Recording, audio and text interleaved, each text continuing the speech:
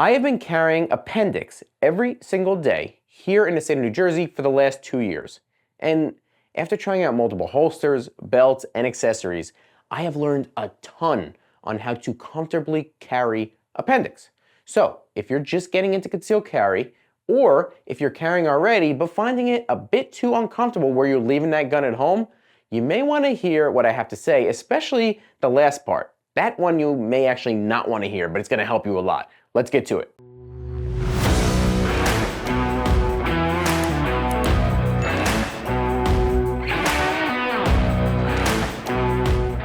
What is up, everybody? Welcome back to the channel. If you did not already know, my name is Jay Casa, and I am just a red-blooded American patriot, like many of you, living behind enemy lines, some would say, here in the great state of New Jersey.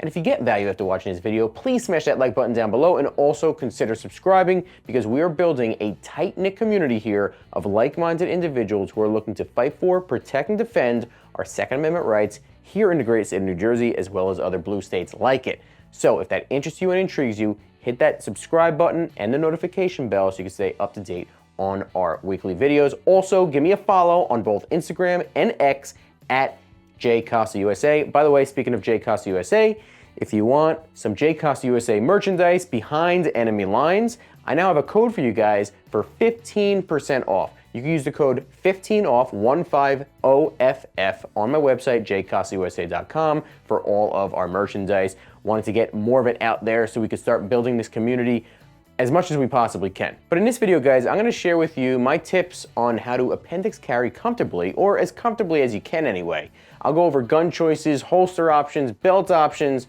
and everything else that you need to know before wasting time and money like I did on finding the best combo for your everyday carry. The first thing you need to know about Appendix carrying every single day is that if you're new to carrying, it's going to take a lot of getting used to. Honestly, during the first few weeks of carrying this Glock 19 with a T-Rex sidecar holster, I didn't think I would ever get this thing comfortable and concealable at the same time. No matter what I did, it was either sticking out and showing to everybody through my shirt, or it was jabbing me in my groin area. There is an old saying out there that carrying a gun is comforting, but not comfortable. And that is true, but there are things you can do to help you get used to it a little bit quicker and easier. But before we get into our equipment choices, I wanted to brush on why Appendix position is the best position to carry in. Appendix carry may be the least comfortable position to carry, but it offers the most concealment, the most security, and the best accessibility of all the different positions you can carry in. It is much harder for a threat to gain access to your firearm if it's right in front of your body, because you can observe them, you can see them coming, and you can block them with your hands. Now, if you decide to carry in, let's say, the 4 o'clock position, someone can come up right behind you, grab that firearm much more discreetly without you noticing. That being said, it may not be the best for everyone's body type and needs while carrying, so your mileage may vary. But for the sake of this video, we're only covering Appendix carry. All right, so you're ready to Appendix carry. The first thing you can do is pick the right firearm. Now, some of this will depend on your body type. If you're a smaller guy or girl, it may be harder to carry and conceal a bigger gun.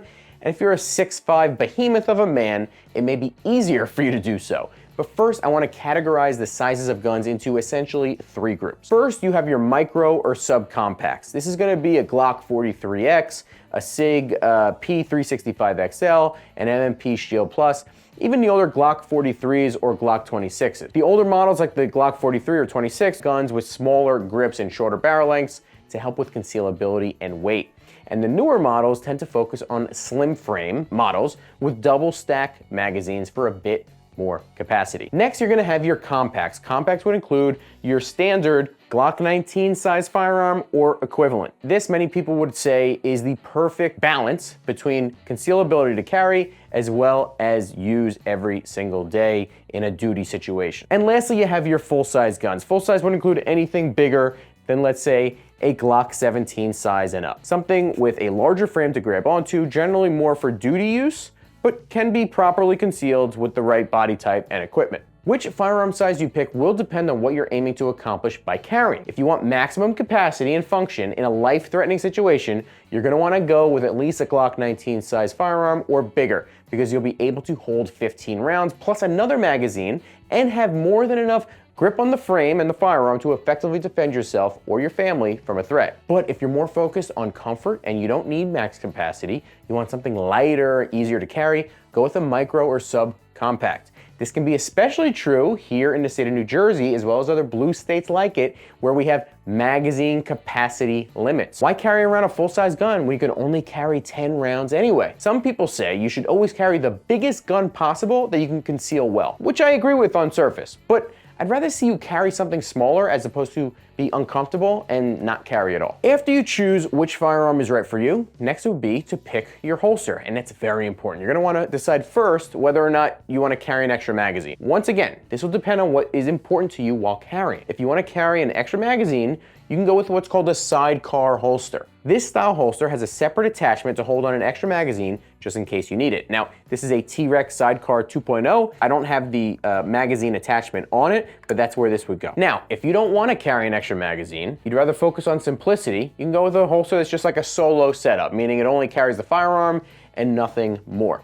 Something like this, which is what I use for my Shield Plus, is great. This is by Tenacor. It's a Tenacor Certum or Curtum 3. Very simple, very sleek. We're gonna get into the brands right now. There are many great choices in brands out there for holsters, but I generally tend to stick to recommending 3 different holster brands. 1, Tenacor, 2, T-Rex Arms, 3, Tier 1 Concealed. No particular order. All these brands have excellent options. They're all made in the USA and have plenty of choices for your holster setup. You don't have to stick to just one of these brands, but get something high quality by a reputable brand at least. I have a strict policy when it comes to buying anything firearm related. Don't cheap out on something that you could have to depend your life on, especially if it's gonna be pointing at your nuts. That brings me to holster clips.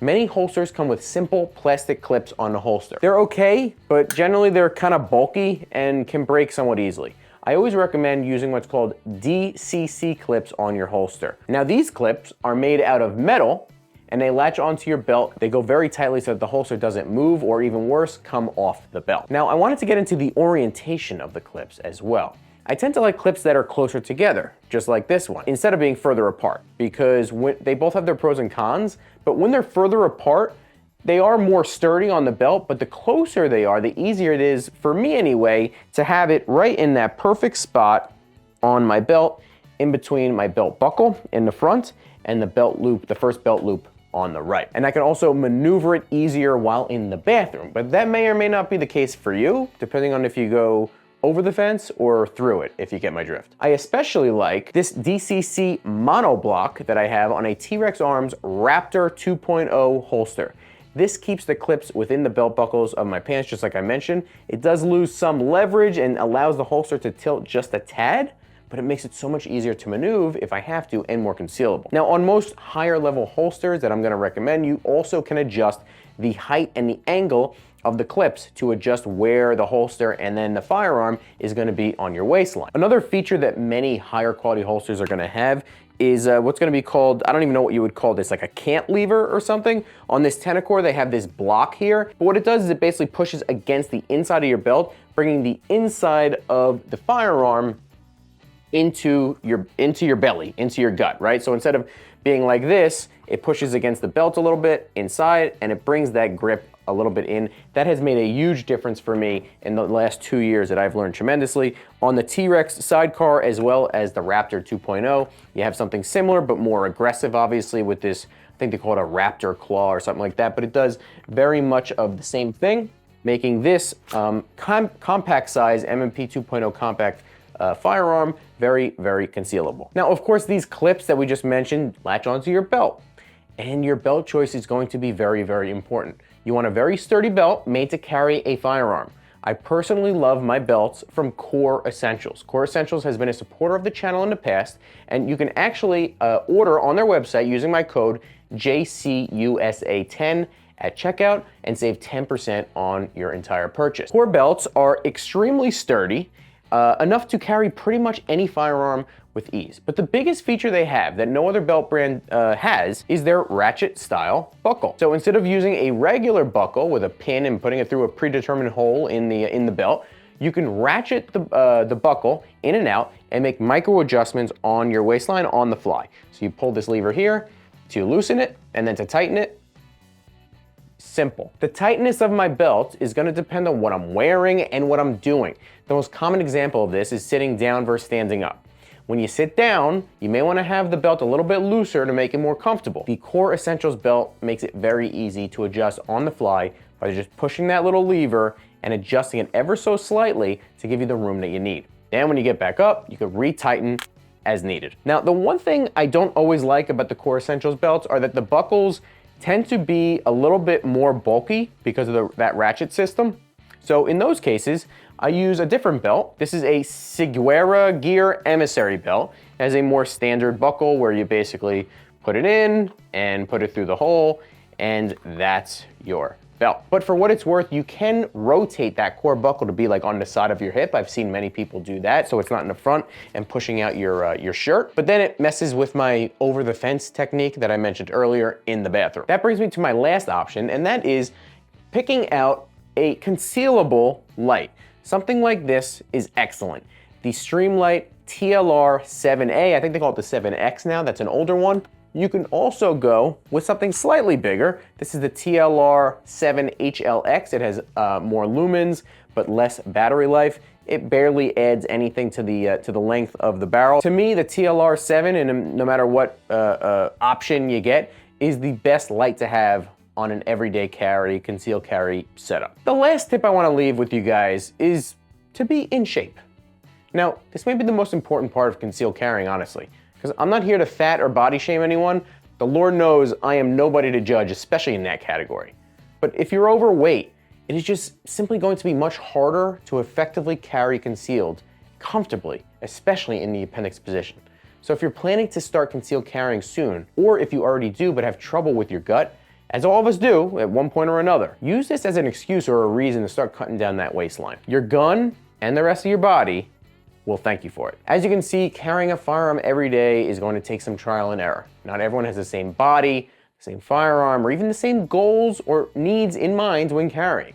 But if you pick the right firearm, pick the right holster, and make sure you're at least relatively in shape, it will make it that much easier for you to be comfortable enough where you're gonna take that gun with you instead of leaving it at home because you're just tired of that bulky piece of metal and plastic sitting right in front of your belly. That is it for today, guys. Thank you so much for watching. Let me know in the comment section what you think down below. What is your concealed carry setup? Are you carrying appendix? If so, what's your firearm? What's your light? And what's your holster? Let me know in that comment section down below. We'd love to start a conversation with you guys. If you like this video, you'll love my custom created firearms playlist. I'll put a link to that in the description box down below as well. I appreciate it as always for tuning in, guys, and I will see you next time.